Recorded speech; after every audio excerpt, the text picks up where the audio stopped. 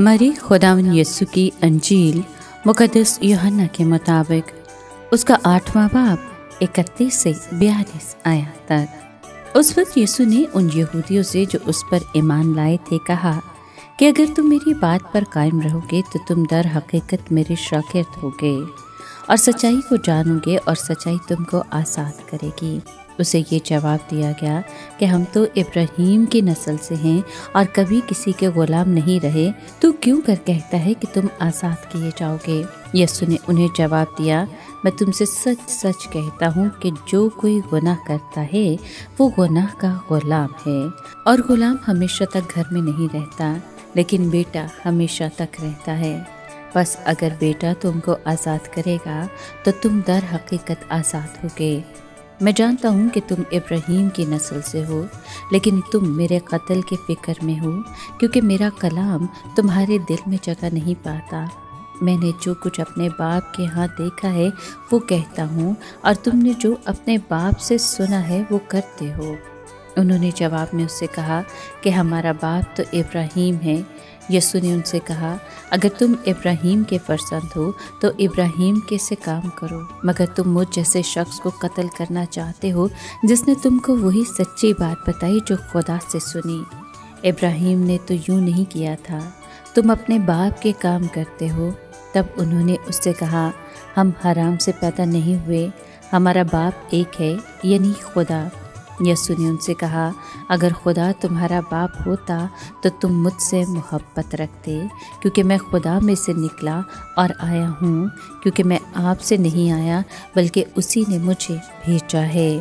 पाक कलाम के पढ़े और सुने जाने पर खुदावंद की बरकत हो, खुदा का शुक्र हो।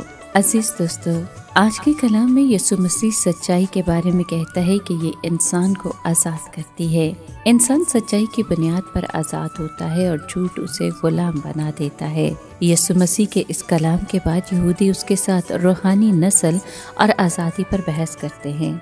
इन यहूदियों और यीशु मसीह के दरमियान गुफ्तगू से हकीकी शागिर्दी और सतई ईमान में फ़र्क नुमाया हो जाता है। आज़ादी के बारे में यीशु मसीह के अल्फाज का ताल्लुक न सिर्फ जिस्मानी आज़ादी से है, न सियासी आज़ादी से, बल्कि गुनाहों और मौत के बंधन से आज़ादी है।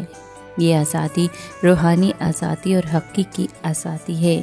ये अल्फाज उस आज़ादी को समझने में मरकज़ी किरदार अदा करते हैं जो यीशु मसीह के वसीले से हमें मिलती है। मसीह यीशु साफ साफ बताता है कि अगर तुम मेरे कलाम पर कायम रहोगे तो हकीकत में मेरे शागिर्द ठहरोगे। उसके हकीकी शागिर्द बनने की शर्त उसके कलाम पर कायम होना है।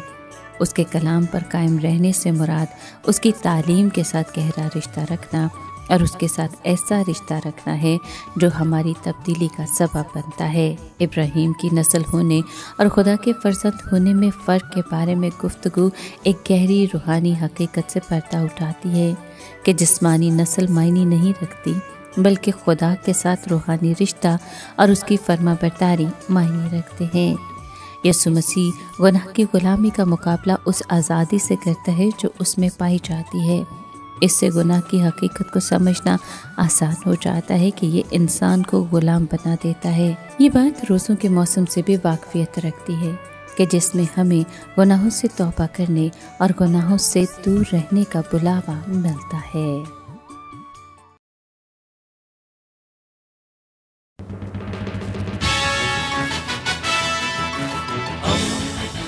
दोस्ती का पैगंबर, रेडियो वेरितास एशिया।